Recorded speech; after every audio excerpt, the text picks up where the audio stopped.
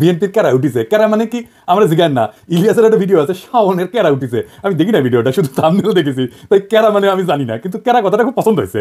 বিএনপির কেরাটা বোঝার জন্য আপনাকে না মেডিকেল সায়েন্স করি, হ্যাঁ ডরেন না, সেটা খুব সহজ জিনিস। এই আজহারি মাঝারি এগুলো জামাতের প্রোডাক্ট।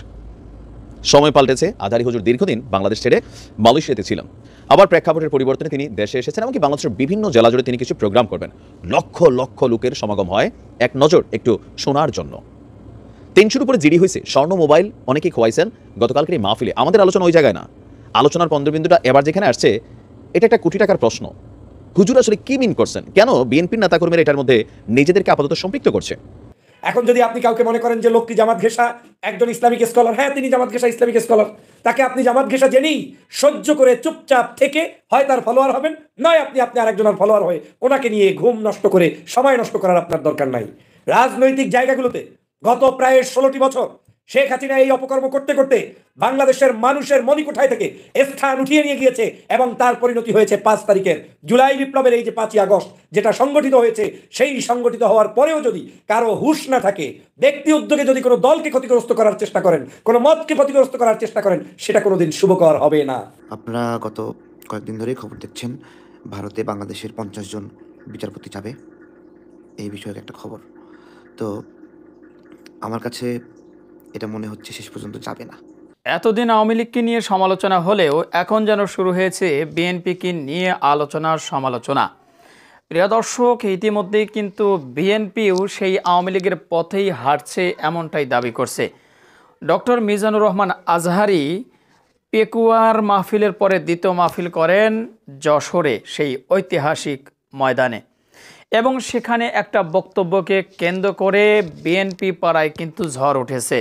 ডক্টর মিজানুর রহমান আজহারি ইঙ্গিত করেছেন বিএনপিকে উদ্দেশ্য করে কিছু কথা, যেটার কারণে কিন্তু বিএনপি পাড়ায় তুমুল আকারে আলোচনার সমালোচনার ঝড় বইছে।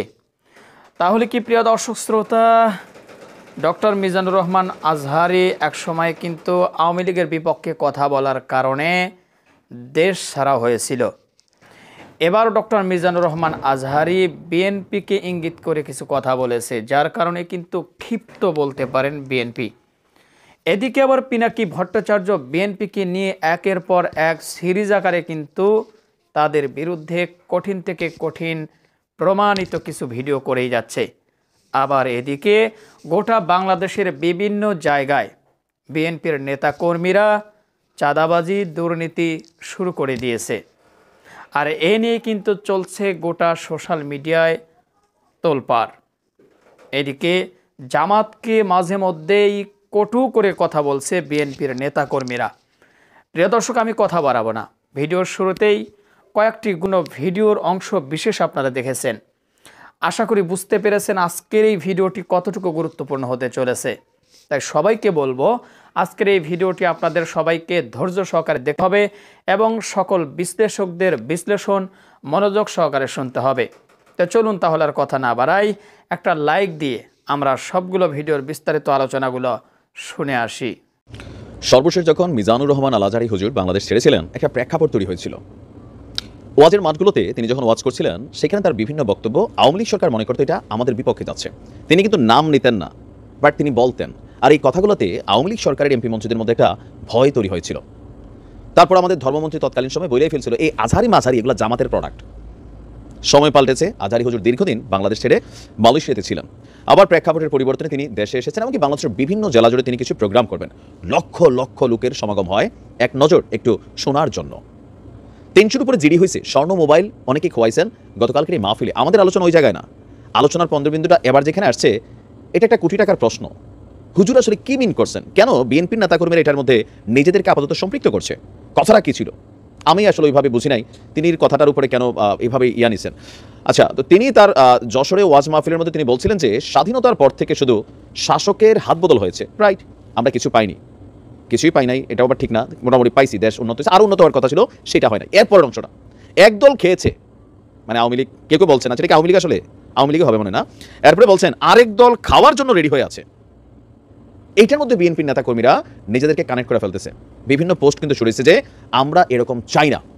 যে একদল খাইছে আরেক দল খাওয়ার জন্য রেডি হয়ে আছে। আমরা এরকম চাই না, আমরা চাই স্বাধীন সার্বভৌম বাংলাদেশ, আমরা চাই দুর্নীতিমুক্ত বাংলাদেশ। এতেই তেলে বেগুনে জ্বলে উঠেছে বিএনপির নেতা কর্মীরা যে আপনি যে ভাই জামাতের প্রোডাক্ট, এটা তাহলে প্রমাণই করে দিয়েছেন, আপনি এই লেবাস খুলে এসে জামাতের রাজনীতি করেন। এখন তিনি কিন্তু উচিত কথাই বলছেন। এটা বাংলাদেশে আমরা প্রত্যেকটা রাজনৈতিক দলের যারা নেতা আছি, কর্মী আছি, সমর্থক আছি, আমরা শুধু একটা জিনিস স্বীকার করতে চাই না যে দেখো আমার দল যেটা খাইছে এর থেকে তোমার দল তো বেশি খাইছে। What you mean? আমার অনেক অবশ্য জামাত লেখা শুরু করছে মানে কমেন্টে না, আমার অবশ্য নানান চরিত্র আপনারা দিয়ে থাকেন, সমস্যা না। যাই হোক, আমরা আলোচনায় ফিরে আসি। এখন আজারি হুজুরের এই বক্তব্যকে ঘিরে মিডিয়া প্ল্যাটফর্মে নেতাকর্মীরা ব্যাপক প্রতিবাদ করছেন। কারণ একদল খাইয়া গেছে, এটা আওয়ামী লীগে মেনশন করছেন তিনি, আরেক দল খাওয়ার জন্য রেডি আছে। নিশ্চয়ই তিনি এটা জামাতরে বলেন নাই, কারণ জামাতের নেতারা কিন্তু প্রকাশ্যে চ্যালেঞ্জ দেয় যে তোমাদের নামের পিছনে আয়নাঘর আছে, তোমাদের নামের পিছনে অনেক বড় বড় ফাইল আছে, তোমাদের নামের পিছনে খাম্বা আছে, হ্যাঁ এরকম আছে, হাওয়া ভবন আছে, আমাদের নামের পিছনে কিছু নাই। আমরা অনলি ওয়ান অ্যান্ড অনলি দেশপ্রেমী, সেনাবাহিনী আর আমরা এই দেশটাকে নিয়ে আমরাই শুধু দেশকে ভালোবাসি। এখানে আবার বিএনপির বক্তব্য যে ৭১-এ তুমি কি করছো, ৭১-এ তোমরা কি ভূমিকা রাখছো, বলতেছো এটা আমাদের দাদা পর দাদারা, তো তোমরা কি এর জন্য মাফ চাইছো, তোমরা তো এটা কাউন্টার করতেছো। মানে যারা বড় বড় বিচক্ষণ ব্যক্তিত্ব তারা আবার এমন প্রশ্ন করে জামাতের আমিরকে কাউন্টার করতে চায়, হ্যাঁ যে কে রক কাটে মানুষ জানে। ইদানিং দেশের রক কাটাকাটি হচ্ছে আবার। এখন দেখা যাচ্ছে যে অনেক জায়গায় এই দোষ আবার আওয়ামী লীগের কাঁধে মানে আইসা পড়তেছে যে আগের ছাত্রলীগ এখন এর আবার জামাত বা ছাত্র শিবিরের সাথে কানেক্ট হয়ে যাচ্ছে। বিএনপির তুলনায় বেশিরভাগ জায়গায় এই জিনিসগুলো আসতেছে। এখন আপনার কি মনে হয় আজারি হুজুরকে আসলে জামাত ইসলাম করেন? কেউ কেউ বলছেন অবশ্যই তিনি জামাত ইসলামী করেন, সকল অ্যাক্টিভিটিস কিন্তু এটা জামাতের plan A, plan B, plan C থাকে। এই কথাটা কিন্তু সত্য না। আজারি হুজুর জামাত করে এটা সত্য কিনা জানি না, তবে জামাত ইসলামের রাজনীতিতে এ বি সি প্ল্যান থাকে, যেটা আমাদের আওয়ামী লীগ বিএনপি বা জাতীয় পার্টির মধ্যে না। আমাদের কথার প্ল্যান বা ধমিয়া এত সময় নাই। এখন বলো মানে কেমনে কি আমার চিনস এ বেটা, এরকম একটা ডায়লগ আমরা অলওয়েজ রাখি। আর জামাতের কর্মীদের ব্যাপার দেখেন, আসসালামু আলাইকুম, কেমন আছেন প্রিয় শায়ক, হ্যাঁ মাশাআল্লাহ। তো এই যে শব্দগুলোতে মানুষ অনুপ্রাণিত হয়। আমাদের বোনদেরকে দেখলে আমাদের অন্যান্য দলের রাজনৈতিক বলবেন হ্যাঁ সেই রকম মহাকার এরকম শব্দ ইউজ করে। আর মানে মানুষ বলে আর কি জামাতের ছেলেরা পাশ দিয়ে যাওয়ার সময় হ্যাঁ এরকম এরকম সাইড হয়ে পাশ কাটা দেয়। তো এগুলো দৃশ্যপটে অনেক দৃশ্য কিন্তু আসলে আছে। কেউ বলে জামাত উপরে খায় না, তলে দিয়ে খায়। জামাত বলে কোন তলে দিয়ে খায় দেখাও ভাই। এখন আপনি কি মনে করেন যে এই বক্তব্যটা আজারি হুজুরের কতটুকু সঠিক? বক্তব্য তো সঠিক। এখন খাওয়ার জন্য রেডি হয়েছে, জামাতও তো হইতে পারে তিনি কারণ নাম নেন নাই, তবে মানুষ এটা মানতে নারাজ যে না জামাতের নেতাকর্মীরা খায় না। এই মুহূর্তে গত 5 মাসে আপনি কোথায় দেখছেন জামাতের নেতাকর্মীরা লুটপাট করছে বা টেন্ডারবাজি, চাঁদাবাজি, দখল বা কমিটি নিয়ে দৌড়াদৌড়ি, পিটাপিটি বা 16ই ডিসেম্বরের সেই খিচুড়ি নিয়ে লাঠালাঠি করছে? ঐতিহ্যবাহী এলাকা ব্রাহ্মণবাড়িয়াতেও দেখাই দিচ্ছে যুবদল বা ছাত্রদলের কারা জানি এরকম লাঠি মানে লাগছে বিশাল। এখন আপনার কি মনে হয় যে আজারি হুজুরের এই বক্তব্যটা বিএনপি কেন গায়ে লাগাচ্ছে? এটা তো জামাতও গায়ে লাগাতে পারতো। আর আজারি হুজুরের রাজনৈতিক পরিচয়টা কি? তবে আমারও মনে হয় আর কি যে তিনি আসলে জামাত ইসলামকে প্রমোট করেন, এটা বাস্তবতা। যদিও তিনি তার রাজনীতি নিয়ে প্রকাশ্যে কোনো কিছু বলেন না। আর আমাদের এই দেশে যতগুলা ইসলামিক বক্তা আছেন প্রত্যেকেই কোনো না কোনো দলকে সমর্থন করেন। আজারি হুজুর বলেন না, বাকিরা বলেন, এবং তাদের দলকে তারা সরাসরি মাঠে ময়দানে রিপ্রেজেন্ট করেন। তো দেখা যাক। কেউ কেউ বলছেন যে ভাই ওয়াজের মাঠে রাজনীতি নিয়ে কথা বলবেন না, এটা আওয়ামী লীগ বলতো এতদিন।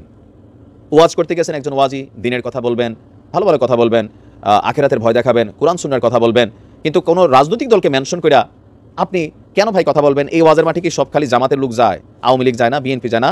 তো অনেকে যায় আজারি হুজুরের বক্তব্য শুনতো, জাতীয় পার্টি তো যায়, যারা আছে অন্যান্য দলের মানুষ যায়, হিন্দুরও যায়। তা আপনি যখন সেখানে পলিটিক্যালি কোনো বক্তব্য দেন, শুধু আজারি হুজুরের ওয়াজ না, তো সেখানে যারা অন্য দলের সমর্থকরা আছেন তারা এটা গায়ে লাগাই ফেলেন। বিভিন্ন জায়গায় কিন্তু উত্তেজনা হয়েছে অতীতে, দেখেন নাই? মাহফিল টাফিল ঠিক আছে, যখনই কিন্তু এই জালেম স্বৈরাচারের পরিণতি কি হয় তখন কিন্তু হুজুর হুজুর দেখেন ভালো হবে না কিন্তু বলে দিচ্ছি, আমি এগুলো হুমকি দামকিতে ভয় পাই গে। অনেক সময় মারামারি হয়েছে, উত্তাল জনতা আবার এরকম আওয়ামী লীগের নেতারে পায়ের রূপসা স্যান্ডেল উপহার দিচ্ছে, প্লিজ টেক ইট, ঢিল মারছে, আমরা আবার এগুলো তালি দিয়া শেয়ার করছি। তো এরকম যদি চলতে থাকে, এরপরে আওয়ামী লীগ সরকার ঠাস করে ওয়াজ বন্ধ করে দিল। কেন? যে তুমি এই ওয়াজের মাঠকে ব্যবহার করে মিজানুর রহমান আজহারি, তুমি তো ভাই সরকারের বিরুদ্ধে একটা জনমত তৈরি করতেছো, তুমি এক কাজ করো মালয়েশিয়া চলে যাও। পরের দিনের প্রোগ্রাম বন্ধ, হঠাৎ করে হুজুর চলে গেলেন। এত সাহসী, কিন্তু তিনিও এতদিন সত্য কথা বলেন না, এখন যেগুলো তিনি বলছেন ডরায় ডরায়, সবাই ভয় পায়। আওয়ামী লীগের ভয় পায়, তো এটা একটা আওয়ামী লীগের কি বলা হয় যে একটা ব্রুটাল রূপ ছিল, ডরাই তো এখনো ডরায় শেখ হাসিনার সবাই। এখন যদি তিনি বলেন যে কিভাবে এই জালেম সরকার এটা সেটা, বিভিন্ন বক্তব্য এখন কিন্তু সামনে আসে, এখন সারা বাংলাদেশের মানুষই তাদের অবস্থান থেকে তাদের অবস্থানগুলো প্রকাশ করছেন। তবে আজারি হুজুর যদি এই ধাঁচে আগাইতে থাকেন, সেই দিন খুব বেশি দূরে না বিএনপির নেতাকর্মীরা বিভিন্ন জায়গায় তার প্রোগ্রামে বাধা তৈরি করবেন, অথবা ফেসবুকে লেখালেখি শুরু হয়ে গেছে। এই আজারি হুজুরি ঠিক 1 বছর আগে বা 3 বছর আগে যখন বাংলাদেশে ওয়াজ করতেন, তখন তার বিরুদ্ধে ছাত্রলীগ, আওয়ামী লীগ, যুবলীগ কিন্তু লেখালেখি করতো। বিএনপি বলতো দেখছো আওয়ামী লীগ ইসলাম বিরোধী শক্তি, হুজুরকে খালি ওয়াজ করবে অন্য কিছু বলবে না, ধর্মের মধ্যে কি রাজনীতি নাই? অবশ্যই আছে, ইসলাম ইজ এ কমপ্লিট লাইফ। বিএনপির ক্যারা উঠিছে, ক্যারা মানে কি আমরা জিজ্ঞান না। ইলিয়াসের একটা ভিডিও আছে, শাওনের ক্যারা উঠিছে, আমি দেখি না ভিডিওটা, শুধু থাম্বনেল দেখেছি, তাই ক্যারা মানে আমি জানি না, কিন্তু ক্যারা কথাটা খুব পছন্দ হয়েছে। বিএনপির ক্যারাটা বোঝার জন্য আপনাকে না মেডিকেল সায়েন্স করি, হ্যাঁ ডরায় না, সেটা খুব সহজ জিনিস। হাঙ্কারের শরীরে একটা রোগ প্রতিরোধ করার ক্ষমতা আছে, এটার ইংরেজিতে কয় ইমিউনিটি। এই ইমিউনিটি আছে জন্যই আমরা এত দূষিত পরিবেশে দূষিত খাবার খাই নিত্যদিন রোগে ভুগি না।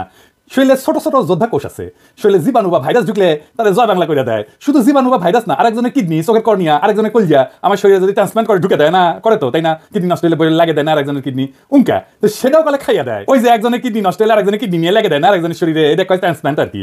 তো ওই ট্রান্সপ্লান্ট করলে না ওই যোদ্ধা কোষ খাইয়া দেয় কলে, বুঝাও, ওই যে যেটা ট্রান্সপ্লান্ট করছে, যেটা ঢুকাইছে, সেই জন্য ট্রান্সপ্লান্ট করার পরে মেলা ওষুধ খেতে হয় ওই যোদ্ধা কোষগুলোকে থেমে রাখার জন্য, চেপে রাখার জন্য। তো ওই যোদ্ধা কোষের কেরা হইলে নিজের শরীরের উপরে নিজেই ঝাঁপে পড়ে, তার মানে শরীরের এই চামড়া মনে হয় তার নিজের চামড়া না, এটা অন্যের চামড়া, ব্যাস তাহলে শেষ, শরীরে সোরিয়াসিস হবে।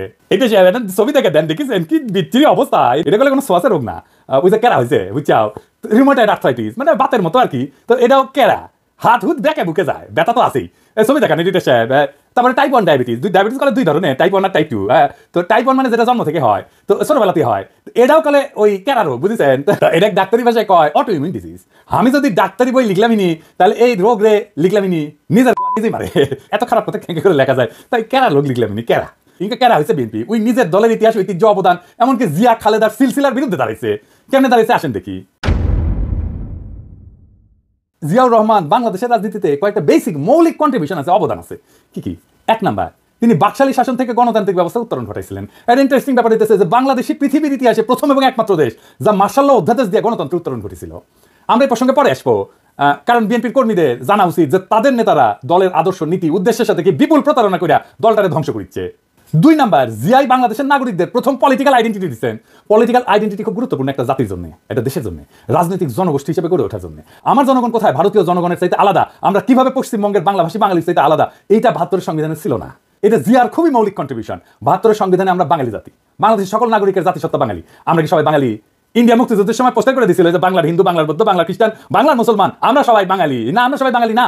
বাংলাদেশের স্বীকৃত 50টা নৃগোষ্ঠী আছে, চাকমা, মারমা, সাঁওতাল, গারো, ত্রিপুরা, বম, ম্রো, হাজং, খাসিয়া আছে না। আমাদের এই ছোট দেশে 47টা ভাষা আছে, কি বিপুল বৈশিষ্ট্য আছে, সবাইকে আপনি বাদ দিয়ে দিবেন বাঙালি কইয়া? এই যে ইনক্লুশন সবাই নিয়ে আসা, এটা কে করেছে? জিয়া করেছে, আমাদের বাংলাদেশি জাতি পরিচয় দান কইরা। 3 নাম্বার, বাংলাদেশকে পদানত রাখার ভারতীয় বয়ান মুজিববাদ, যা এই 72 সংবিধানের রাষ্ট্রীয় মূলনীতি। 4টা, গণতন্ত্র, সমাজতন্ত্র, ধর্মনিরপেক্ষতা, বাঙালি জাতীয়তাবাদকে জয় বাংলা করে দিয়েছিল জিয়াউর রহমান। ধর্মনিরপেক্ষতাকে প্রতিস্থাপন করেছিল পরম করুণাময় আল্লাহর উপর পূর্ণ আস্থা এবং বিশ্বাস দিয়া। সংবিধানে বিসমিল্লাহির রহমানির রহিম যুক্ত করেছিল। আমি এক এক করে দেখাচ্ছি কি কি করেছিল। সংবিধানের প্রস্তাবনার প্রারম্ভে বিসমিল্লাহির রহমানির রহিম সংযোজন করেছিলেন। রাষ্ট্র পরিচালনার মূলনীতি হিসেবে 8-এর 1-এর ক অনুচ্ছেদে লিখেছিলেন, সর্বশক্তিমান আল্লাহর উপর পূর্ণ আস্থা এবং বিশ্বাসী হইবে যাবতীয় কার্যাবলীর ভিত্তি। 8-এর ক অনুচ্ছেদের আরেক রাষ্ট্রীয় মূলনীতি সমাজতন্ত্রের পরিবর্তে লিখেছিলেন, অর্থনৈতিক এবং সামাজিক ন্যায় বিচার অর্থে সমাজতন্ত্র। 25-এর 2 অনুচ্ছেদে রাষ্ট্র ইসলামী সংহতির ভিত্তিতে মুসলিম দেশগুলোর মধ্যে ভ্রাতৃত্ব সম্পর্ক সংহত, সংরক্ষণ এবং জোরদার করিতে সচেষ্ট হইবে, এই মর্মে নতুন অনুচ্ছেদ সংযোজন করেছিলেন। ধর্মভিত্তিক রাজনৈতিক দল গঠনের উপরে সাংবিধানিক বাধা অপসারণ করেছিলেন। একদলীয় বাকশাল ব্যবস্থা বাতিল করেছিলেন এবং সুপ্রিম কোর্টের একটা মৌলিক এখতিয়ার পুনর্বলবৎ করেছিলেন। এই সুপ্রিম কোর্টের মৌলিক এখতিয়ার কি, যা জিয়া আবার বলবৎ করেছিলেন? কি সেটা? খুবই গুরুত্বপূর্ণ, আসেন এটা বুঝে দেখি। এটা বুঝতে হইলে বাকশালের 2টা জিনিস ভালো করে বুঝতে হবে। বাংলাদেশ নামের যে রাষ্ট্র 1971 তৈরি হয়েছিল, সেই রাষ্ট্রটাকে কার্যত ধ্বংস করে দেয় বাকশাল। বাকশাল কিভাবে মুক্তিযুদ্ধের মধ্যে দিয়ে গঠিত রাষ্ট্রকে ধ্বংস করেছিল? 2 ভাবে। 1, বাকশাল যে আইনে হয়, সেই 4th সংশোধনী আইন 1975 সংবিধানের অনুচ্ছেদ 11 সংশোধন করে বলা হয়েছিল, ইংরেজিতে এটা, ইংরেজি যেতে কইছে তাই ঠিকই গেছে, তাই না? এটা বাংলা করলে দাঁড়ায়, সংশোধনের আগে সংবিধানের অনুচ্ছেদে 11-তে লেখা ছিল যে প্রশাসনের সর্বস্তরে জনগণের নির্বাচিত প্রতিনিধিদের মাধ্যমে জনগণের অংশগ্রহণের কথা বলা ছিল। এটা বাতিল করে দেওয়া হলো। অর্থাৎ রাজনৈতিক নেতৃত্ব বা সোজা বাংলায় শাসক নির্বাচনের ক্ষমতা আর রাষ্ট্রীয় কাজে রাজনৈতিক জনগোষ্ঠী হিসেবে জনগণের অংশ নেওয়ার ক্ষমতাই থাকলো না। এই কাজটাই করেছিল হাসিনা, বিনা ভোট, নৈশ ভোট, দামি ভোট কইরা। এটাই ইন্ডিয়ান প্ল্যান, যে বাংলাদেশের ভূখণ্ড থাকবে, মানুষ থাকবে, কিন্তু নেতা নির্বাচনের ক্ষমতা থাকবে না, যেটা হাসিনা করেছিল। 2 নাম্বার, সংক্ষুব্ধ কোনো নাগরিকের আদালতে যাওয়ার একটা মৌলিক অধিকার ছিল 44 অনুচ্ছেদে। বাকশাল সংশোধনীতে সে খোদ 44 অনুচ্ছেদকে বিলুপ্ত করে দেওয়া হয়। একই সাথে 102 অনুচ্ছেদে সুপ্রিম কোর্টকে দেওয়া অধিকার, অর্থাৎ সংক্ষুব্ধ কোনো নাগরিকের আবেদন শুনতে এবং প্রতিকার দিতে নির্বাহী বিভাগকে আদেশ দেওয়ার আদালতের ক্ষমতাকেও বাতিল করে দেওয়া হয়। মানে রিট আপনি করতেও পারবেন না, আদালত রিট শুনতেও পারবে না, রিট জিনিসটাই বাতিল করে দিছিল। সোজা কথায় 4th সংশোধনী আইন রাষ্ট্রের নাগরিকের সংক্ষুব্ধ হওয়ার মৌলিক অধিকার রদ করে দিছিল। এটা জিয়া পুনরায় বলবৎ করছিলেন। এইটা আদালতের একটা মৌলিক ক্ষমতা, রিট গ্রহণ করার ক্ষমতা, রিট শোনার ক্ষমতা। এই বৈপ্লবিক পরিবর্তনটা সংবিধানে ছিল কিভাবে? 5ম সংশোধনীর মাধ্যমে। এই যে যা যা জিয়া করছিল রাষ্ট্র গঠনের ক্ষেত্রে, তাই 5ম সংশোধনী। শুধু তাই না, জিয়ার শাসনের বৈধতা ছিল 5ম সংশোধনী। সেই 5ম সংশোধনী ছিল আওয়ামী লীগ সিপিবির গলার কাটা। তাই এইটার একটা ব্যবস্থা করেছে কিভাবে? এটা বাদ দিতে পারলেই অবিকৃত বাকশাল ফিরে আসে। এটাই ছিল আওয়ামী লীগ সিপিবির প্রজেক্ট। ইনফ্যাক্ট এটা ইন্ডিয়ান প্রজেক্ট। 5ম সংশোধনী বাদ দিয়া দেয় হাসিনা আদালতের রায়। ওইটা মুন সিনেমা হলের মালিকানার রায়ের মধ্যে সামে 5ম সংশোধনী বাতিল করে দেয় হাসিনা। ফলে জিয়ার শাসন আইনত বাংলাদেশে এখনো অবৈধ। বিএনপি যদি জিয়ার সংবিধান চাইতো মানতাম, ওই জিয়ার সংবিধান থাকলে হাসিনার ফ্যাসিস্ট শাসন চালু করতে পারতো না। জিয়ার সংবিধান হচ্ছে ৫ম সংশোধনীর সংবিধান, সেইটা বিএনপি চায় না, চায় ৭২-এর সংবিধান। নিজের ইতিহাস নিজের ঐতিহ্যের বিরুদ্ধে দাঁড়াইতেছে বিএনপি, বিএনপির কেরা উঠিছে তাই নিজে দাঁড়াইতেছে জিয়ার বিরুদ্ধে। এইবার বলেন এই বিএনপি তৃণমূলের কর্মীরা আপনাদের আবেগের সাথে জিয়ার রাজনৈতিক উত্তরাধিকারের সাথে আজকের বিএনপি বেইমানি করছে কিনা আপনি বলেন, কার জন্য করছে এটা জিজ্ঞেস করেন আপনাদের নেতাকে, কার সাথে এসে জিয়ার রাজনৈতিক ঐতিহ্যের বিরুদ্ধে দাঁড়ায় মুজিববাদী সংবিধান ৭২-এর সংবিধান রক্ষার জন্য উঠা পড়া লাগছে। আমার বলে আমি বিএনপি বিরোধী হইতেই পারি, বিএনপি বিরোধী, কিন্তু বিএনপি তো জিয়া বিরোধী হয়েছে, আমি তো জিয়া বিরোধী না। আসুক বিএনপি নেতারা আমার সাথে বাহাস করতে, এই ইস্যুতে তাদের জবাব দিতে হবে কেন তারা জিয়ার সংবিধানকে ত্যাগ কইরা মুজিববাদী সংবিধান রক্ষায় নামিছে। বিএনপির সাথে আমার শুধু না আপামর বাংলাদেশের জনগণের বিরোধের জায়গাগুলো শুনে রাখেন, বিএনপি নেতারা শুনে রাখেন, বিএনপি কর্মীরাও শুনে রাখেন। ১ নাম্বার, বিএনপি আওয়ামী লীগকে ভোটে আনতে চায়, আমরা এটা চাই না। ২ নাম্বার, বিএনপি মুজিববাদী সংবিধানকে রক্ষা করতে চায়, আমরা এটা ছুঁড়ে ফেলতে চাই। আমরা জিয়ার সংবিধান মাইনা নিতে রাজি আছি, কিন্তু কোনোভাবেই ৭২-এর মুজিববাদী সংবিধান মানব না। ৩ নাম্বার, প্রথম আলো ডেইলি স্টারের পিঠ বাঁচাইতে আগে আসা যাবে না, বিএনপি আগে আসছে। প্রথম আলো ডেইলি স্টারের হোগা যারা চাটবে তাদের সাথে কোনো পীড়িত নাই, তাদের সাথে ঐক্য অসম্ভব। ৪ নাম্বার, বিএনপিকে ভারত প্রেম ছাড়তে হবে। বিএনপি ভারতের সাথে ২০১৯ সালে সম্পর্ক করতে গেছিল, পাত্তা দেয়নি ভারত। ১৫ই অক্টোবর ২০১৯-এ বিবিসিতে প্রকাশিত এক রিপোর্টে এভাবেই লেখা হয়েছিল কথাটা, দলটির পক্ষ থেকে গত কয়েক বছর ভারতের সাথে একটা ভালো সম্পর্ক তৈরির চেষ্টা অনেক সময় দৃশ্যমান হয়েছে। বিএনপির সিনিয়র কয়েকজন নেতা গত বছর মানে ২০১৮ সালে ভারত সফরেও গিয়েছিলেন, তাদের সম্পর্ক তৈরির চেষ্টায় ভারত সেভাবে সাড়া দেয়নি। এমনকি বিএনপির একজন অতি গুরুত্বপূর্ণ নেতা প্রকাশ্যেই বলছেন বিএনপির রাজনীতিতে ভুল ছিল, মানে ভারত প্রশ্নের রাজনীতিতে ভুল ছিল, বিএনপির রাজনীতি ভুল ছিল, খালেদা জিয়ার রাজনীতি ভুল ছিল, জিয়ার রাজনীতি ভুল ছিল। এই আস্পর্ধা কোথায় পাইছিল সেই নেতা? আমরা তখনই বিএনপিকে এলাই ভাববো, সহযোদ্ধা ভাববো, যখন এই ৪টা প্রশ্নে বিএনপি স্পষ্ট স্ট্যান্ড নেবে। এখানে পলিটিক্যাল স্ট্যান্ড নেওয়াই রাজনীতি, টেম্পু স্ট্যান্ড দখল করা রাজনীতি না।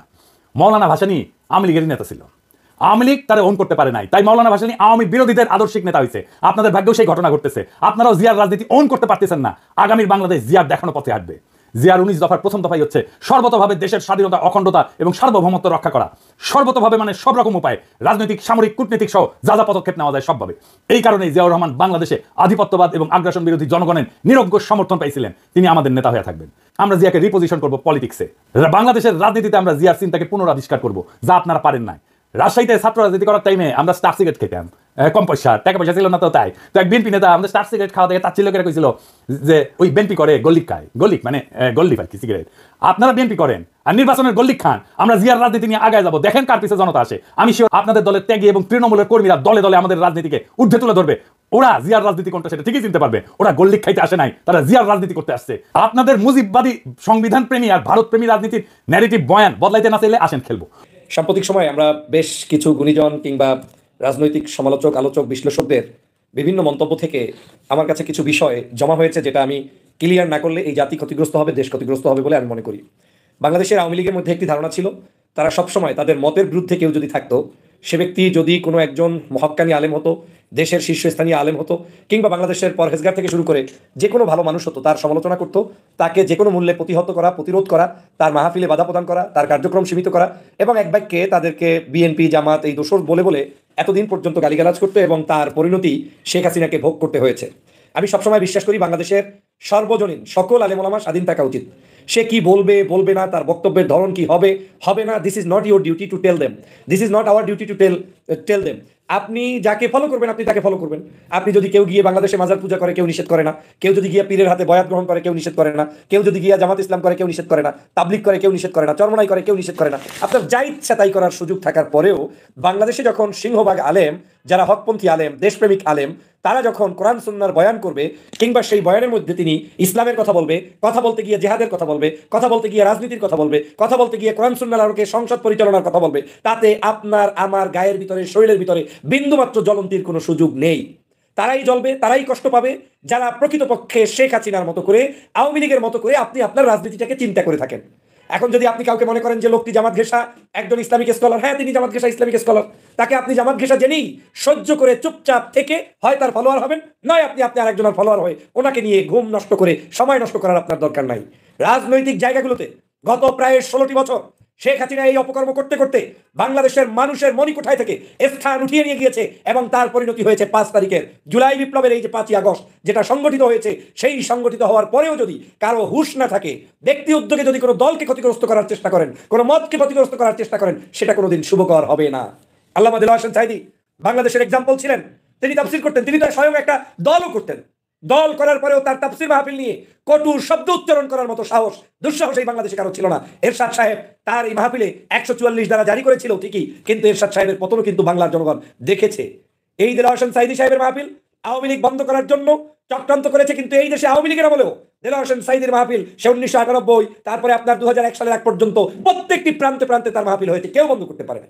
বরং আওয়ামী লীগ তার ক্ষতি করতে গিয়ে আওয়ামী লীগের চিরদিনের জন্য কবর রচিত হয়ে গিয়েছে বাংলাদেশে। বাংলাদেশের প্রখ্যাত ইসলামিক স্কলার আজকের সময়ে বর্তমান সময়ে সবচাইতে যদি জনপ্রিয় কেউ থাকে তার নাম হচ্ছে ডক্টর মিজানুর রহমান আজহারী, কোনো সন্দেহ নাই। শায়েখ আহমদুল্লাহ, মিজানুর রহমান আজহারী, এইরকম ইসলামিক স্কলাররা নির্দ্বিধায় জাতির কাছে, জাতির প্রত্যাশা তাদের কাছে অনেক বেশি। এই জাতি তাদেরকে অ্যাকসেপ্ট করে নিয়েছে, যুব সমাজ নিয়েছে, যুব সমাজের আইডল হিসেবে তারাও তাদের কাজ করে যাচ্ছে। আমরা যখন দেখি কারো কারো খুব কষ্ট হয়, কারো কারো তাদেরকে খুব ভিন্ন ট্যাগ লাগানোর চিন্তা করা হয়। এদেশে কোনো একজন ব্যক্তি আলেম হিসাবে ওয়াজ করলেই কিংবা ফতুয়া দিলেই কিংবা কোনো একটি সুন্দর কথা বললেই তাদেরকে আপনার জামাত মনে হয়, শিবির মনে হয়, আপনার দলের ভিন্ন আদর্শের মনে হয়। কেন কেন মনে হয় আপনার? ধর্মের কথা বললেই মোটামুটি সবাই জামাত, ধর্মের কথা বললেই মোটামুটি সবাই শিবির, ধর্মের কথা বললেই আমার উল্টা। তার মানে এই দেশের ধর্মপ্রাণ ইসলামিক স্কলার কি আপনি বিলং করতে পারবেন না? আপনি কি তাকে অ্যাকসেপ্ট করতে পারবেন না? আপনি কি তার কার্যক্রম সহ্য করতে পারবেন না? যদি নাই পারেন তো what is the different in between Awami League এবং আপনার মধ্যে? যদি আওয়ামী লীগের স্বৈরতন্ত্রের সকল গুণাবলী আপনার শরীরের মধ্যে অর্জন করে বসে থাকেন, তাহলে বুঝতে হবে যে এই আওয়ামী লীগ এই ধরনের অভ্যাসের কারণে ক্ষতিগ্রস্ত হয়েছে। একই অভ্যাসের কারণে আমার মধ্যে থাকলে আমিও ক্ষতিগ্রস্ত হব, আপনার মধ্যে থাকলে আপনিও ক্ষতিগ্রস্ত হবেন। এদেশের আলেমরা বলবে সংসদের সকল এমপি কে আলেম হতে হবে, দোষের কিছু নাই, বলতে দেন। বললেই যে সবাই বাংলাদেশের যে কোনো দল থেকে, বিএনপি থেকে যদি এখন 300 হাফেজ 300 আসনে প্রার্থী হয়ে এমপি হয়, নিষেধ করে কি আপনাকে? বিএনপি থেকে যদি আজকে ভদ্র মানুষগুলো, সজ্জন মানুষগুলো, ইসলামিক স্কলার, ভালো ভালো মানুষগুলো সারা বাংলাদেশের, যারা বাংলাদেশের বিভিন্ন জায়গায় সম্মানিত সজ্জন ব্যক্তিত্ব, তারা যদি এমপি হয়, সমস্যা কোথায়? আলেমরা খুতবা দিবে, আলেমরা মাহফিল করবে, আলেমরা হক কথা বলবে, আর সেই আলেমের বক্তব্য আপনি অন্তঃকরণে অ্যাকসেপ্ট করতে হবে, হিতে বিপরীত হবে। যদি আজকের এই মাহফিলগুলোতে কিংবা মাহফিলের কার্যক্রমের প্রত্যেকটি বক্তব্য নিয়ে আওয়ামী লীগের মতো কেউ আচরণ করে, তাহলে আপনাদের কপালে এই যে আওয়ামী জমানার কিছু আলেম ছিলেন যারা টাকা খেয়ে ওয়াজ করতেন, শেখ হাসিনার নামে বই লিখতেন, ওই ধরনের আলেম ছাড়া ভালো আলেম আর জুটবে না। বাংলাদেশে আলেমদেরকে সম্মান করতে হবে। আমি তো সেই আলেমদেরকে শ্রদ্ধা জানাই যেই আলেম আমার চোখের সামনে আমার বিরুদ্ধে কথা বলতে পারবে। স্টেজে থাকবো, আমি ভিন্ন মতের থাকবো, কিন্তু আমার চোখের সামনে সুদের বিরুদ্ধে, ঘুষের বিরুদ্ধে, অন্যায়ের বিরুদ্ধে, নির্যাতনের বিরুদ্ধে, চুরি ডাকাতির বিরুদ্ধে, সকল প্রকার বৈষম্যের বিরুদ্ধে আওয়াজ তুলে কথা বলবে, তার নাম আলেম। আলেম মানে আপনার মতো করে মুনাজাত ধরবে, সে তো আলেম না, সে তো পেইড এজেন্ট। বাংলাদেশে এখন যদি কেউ একটা সৎ কথা বলে, একটা আওয়ামী লীগের সময় একটা রোগ ছিল আমাদের দেশে, সেই রোগটা হচ্ছে কেউ যদি একটু নীতিবাক্য হইতো, ভালো মতো নামাজ পড়তো, সে হয়েছে আপনার জামাত শিবির। এই যে বিপ্রজিৎকে হত্যা করলো, চেহারা সুরাতে দেখতে মনে হয় একটু নাদু সুদূর সুন্দর, আজকে তাকে জামাত শিবির মনে করে হত্যা করেছে, অথচ সেটা হিন্দু। বাংলাদেশের সর্বজন গ্রহণযোগ্য ডক্টর মিজানুর রহমান আজহারী যদি দৈনিক 1 কোটি টাকা ইনকাম করতে চায়, I know he can do it. আজকে চাইলে আজকে পারে, আমি তার কাছ থেকে দেখেছি, জীবনে টাকার মোহ করে নাই। এখন যদি বাংলাদেশে চায় প্রতি রাতে 5টা 10টা করে মাহফিল করবে, এই আজহারীর পক্ষে তাও সম্ভব। কিন্তু তিনি কিন্তু আজকের সেই মাহফিল করছেন না। তিনি 8টা বিভাগে 8টা মাহফিল করে তিনি প্রমাণ করতে যাচ্ছেন একটু ভিন্নতর জায়গা থেকে, যে আজকের এইরকম করে ঢালাও যে মাহফিল হয়, সেই মাহফিলগুলো নয়, বরং ভিন্ন আদলে মাহফিল করে যুব সমাজকে ভিন্নভাবে ট্রেন আপ করতে হবে। সে কারণে তিনি সিদ্ধান্ত নিচ্ছেন বিভিন্ন বিশ্ববিদ্যালয়, কলেজ, ইউনিভার্সিটি, আর্মি, প্রশাসন, সমগ্র জেনারেল শিক্ষিত মানুষগুলোকে ইনডোর প্রোগ্রাম করে, ছোট ছোট প্রোগ্রাম করে তারপরে তাদেরকে সুশিক্ষায় শিক্ষিত করবেন, জ্ঞানের আলোয় আলোকিত করবেন। আমার দোষের কি আছে? যে কোনো ব্যক্তি যে কোনো জায়গায় আলোচনা করতে পারে। সমস্যাটা হয়ে গিয়েছে আওয়ামী লীগের কিছু লোক এখন আমাদের এই, যেহেতু আওয়ামী লীগ আর নাই বাংলাদেশে, আমাদের বিভিন্ন আশেপাশে ঘুরপাক খাচ্ছে না। এই যে বর্তমান সময়ে যারা কোনো কন্ট্রিবিউশন নাই আওয়ামী লীগের পদত্যাগের ব্যাপারে, তাদের নতুন নতুন দেশপ্রেম জায়গা শুরু হয়ে গিয়েছে। আর দেশপ্রেমিক মানুষদের একটা শব্দ, একটা বক্তব্যকেও এখন আপনার গায়ে লাগানো শুরু করে ফেলেছেন। তার মানে আপনি যে কি করবেন সেটা ভালো করে বোঝা হয়ে গেছে। বাংলাদেশের স্পষ্ট করে বলতে চাই, আওয়ামী লীগের জমানা চিনি না, বিএনপির জমানা চিনি না, জামাতের জমানা চিনি না, চরমনের পিসিনের জমানা চিনি না, কিংবা ওই তাবলিগ জামাত কোনোদিন ক্ষমতায় আসলে সেটা আমার দেখার বিষয় নয়। একজন আলেমের তাফসীর মাহফিল বন্ধ থাকবে না, আলেমের আলোচনা চলবে, মসজিদে চলবে, বারান্দায় চলবে, রাজপথে চলবে, তার তাফসীর মাহফিলের প্যান্ডেলে চলবে। কোনো বাবার শক্তি নাই তাদের মাহফিলগুলোকে বন্ধ করার। যারা করবে তারা শেখ হাসিনার সন্তান ছাড়া আর কিছু নয়। আজকের এই বাংলাদেশে এই চরিত্র অবলম্বন করতে হবে আমাদের সবাইকে। আমাদের যখন সংস্কার দরকার, আমরা সেই সংস্কার করব। আমি বারবার বলি, আমাদের দেশের রাজনৈতিক দলগুলো সুপ্রতিষ্ঠিত, সুসংহত থাকবে। আমাদের দেশে এই দলগুলোর মধ্যেই আমাদেরকে রাষ্ট্র ক্ষমতার চিন্তা ভাবনা করতে হবে, কিংবা আরো নতুন দল আসতে পারে। কিন্তু সর্ব জায়গায় আমাদেরকে একটি জিনিস মাথায় রাখতে হবে, ভুলেও আলেমদেরকে নিয়ে কথা বলতে যাবেন না, ভুলেও ধর্মভিত্তিক ইসলামিক স্কলারদের গায়ে আপনি আঘাত আনতে যাবেন না, ভুলেও ধর্মীয় অন্য ধর্মেরও কোনো ব্যক্তি যিনি প্রচার করছেন তাকে নিয়ে অতি মাতামাতি করতে যাবেন না। তারা ধর্মের কথা বলবে, তার পছন্দের জায়গায় তিনি মন্তব্য করবে। এদেশের একজন নায়ক হয়ে, গায়ক হয়ে, শিল্পী হয়ে রাজনীতি করার অধিকার রাখে। এদেশের একজন মানে রাস্তার কর্মচারী থেকে শুরু করে প্রেসিডেন্ট পর্যন্ত মতামত ব্যক্ত করার সুযোগ পায়। কিন্তু একজন আলেম যখন কোনো জায়গায় মন্তব্য করে কিংবা রাজনৈতিক কথা বলে কিংবা রাজনৈতিক জায়গায় সংশোধনের জন্য কথা বলে, তখন অনেকেরই শরীর গরম হয়ে যায়। আলেম কেন এই কথা বলবে? আলেমের কাজ শুধু হচ্ছে মিলাদ পড়ানো, তাই তো? এই ধ্যান ধারণা থেকে বের হয়ে আসতে হবে। আমি কখনোই কোনো দলকে উদ্দেশ্য করে আজকের এই বক্তব্য নয়। আজকের আমার এই বক্তব্য হচ্ছে আগামীর বাংলাদেশ যারা ক্ষুদ্র মানসিকতায় আছেন তারা ক্ষতিগ্রস্তর মধ্যে নিমজ্জিত আছেন। দেশ এখন পর্যন্ত ঠিক পান নাই।